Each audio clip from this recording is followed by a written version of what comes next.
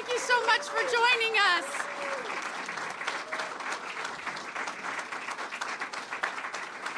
In true Governor fashion, he gave me a mere couple of hours to figure out what I was going to say to you.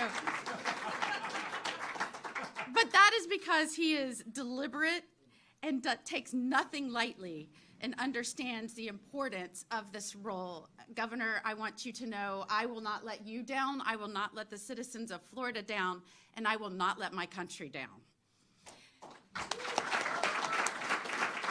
It was just 6 years ago that I met this very eager, passionate guy who wanted to be the governor of Florida and said, if we go in there and we implement conservative policy, if we scale back, make sure we return this to a limited government, we will prosper. And look at what Florida has done since.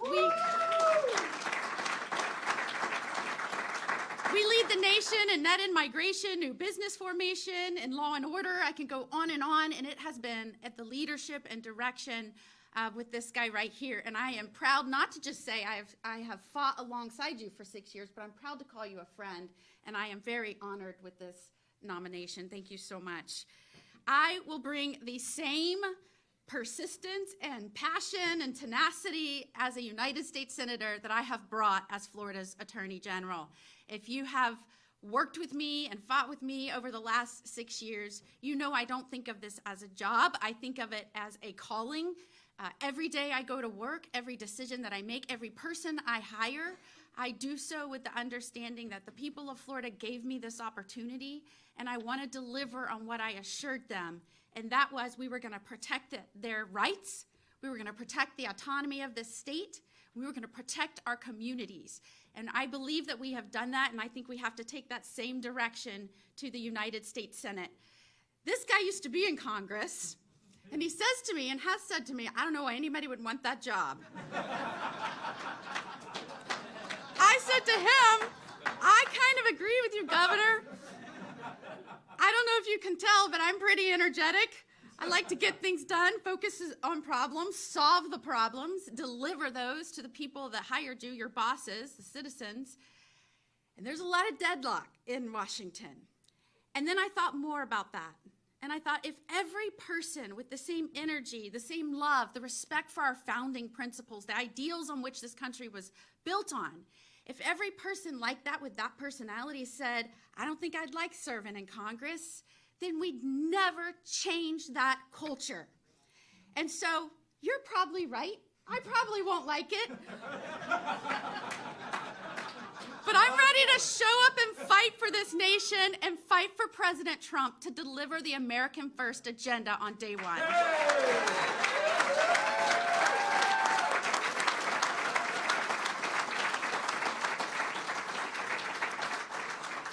What has angered me the most as Attorney General, as I've had to fight the Biden administration over the last 4 years, when we have seen policy after rule, after financial decisions, spending out of these agencies, as the agencies have gotten bigger, as they have taken more power, as they have tried to tell the states what to do more and more and more, all that does is take the will of the people, the want of the people through their elected representatives in Congress and turns this into a country we don't even recognize anymore. And whether it's agencies making these decisions when lawmakers should, unelected bureaucrats, or whether it's international organizations making decisions that our lawmakers should, we cannot stand for that. The only way to return this country to the people who govern it, is to make sure we have a strong Congress doing its job, passing laws, and actually approving the regulations that these unelected bureaucrats are trying to cram down on the American people. And I pledge to you, as a United States Senator, supporting the REINS Act, supporting any effort to rein back in our out-of-control federal agencies, make sure politics is pushed out of it, make sure we bring down spending. I am all for that, and I've got the backs of the American people, DOGE, and President Trump on that.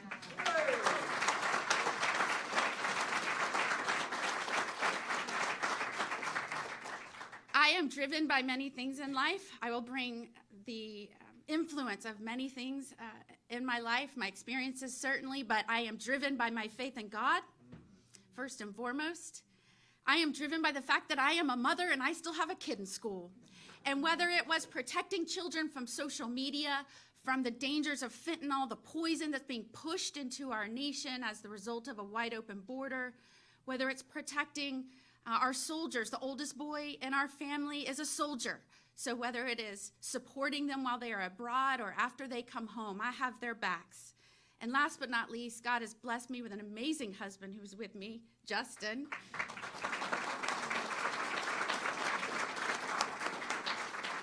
When I told him I wanted to leave the bench, now mind you, I may be the first senator governor. I don't know if this went into your plan. He was most excited I'm a trained accountant, so I can shrink the bloat of the federal government. But I also served over a decade in the judiciary. I have now served in the executive branch. I may be the only United States senator that is now in my third branch of government and bringing all of that with me to the role. But I have an amazing husband who has watched and been there with me while I railed on what was happening to this country as millions poured illegally into our country, watching the devastation and crime and overdose rates in our country. He has stood by me, never doubted when I said I wanted to resign from being a judge and travel around the state and be unemployed and get people to hire me to be their lawyer. He said, I've got your back, partly because he's my husband, partly because he's a law enforcement officer and he knew he needed someone as the top cop that had their backs. So, to my husband, law enforcement officer, and my new family of law enforcement that has been with me over the last 6 years, you better believe, as a United States Senator, I will work for you, those that stand on that thin line between chaos and order, between safety and crime. I have got your back. I've got your six. And we will all work to protect the American people and make all of our cities and states stronger and safer together.